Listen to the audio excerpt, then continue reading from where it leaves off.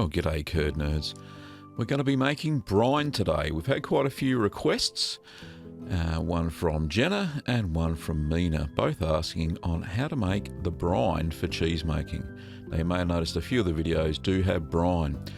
2 litres of water, 450 grams of salt, non-iodised, 2 tablespoons of white vinegar and some calcium chloride.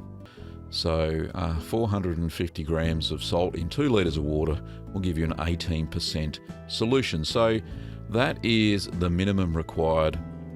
You can go up to 26%, but you add a lot more salt in there. But I find that oversalts the cheese. So 18% solution is fine. Now, what I need to do now, we just put the lid on there and we're going to let that cool down. So about half an hour later, what I did next was I added in the next 2 essential ingredients. We need to put some more soluble calcium, or when you put a cheese in the brine, it's going to get all slimy. So I've got some calcium chloride there, and I'm going to add a teaspoon of calcium chloride into the 2 litres of brine. And then we're going to add the next important ingredient, which is vinegar. We need to raise the acidity of the brine so it roughly matches the cheese. Otherwise you're going to find that it also promotes the sliminess of cheese that is put into brine.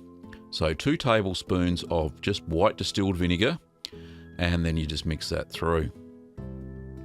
And that's it, curd nerds. That's about all you have to do to make a brine.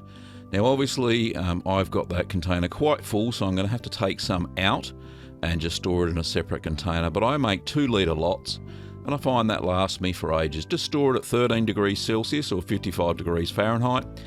Probably in the cheese cave is the best place. Now you can use whey for brine as well, for feta and other pickled cheeses, like this Domiati I'm making here.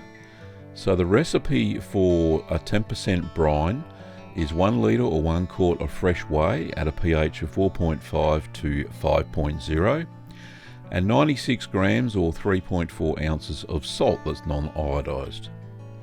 Now because you're using whey, you don't need the vinegar or the calcium chloride solution. The whey itself will prevent the cheese from going slimy or soft. Now this is normally stored in the fridge at 4 degrees Celsius or 39 degrees Fahrenheit for these types of cheeses.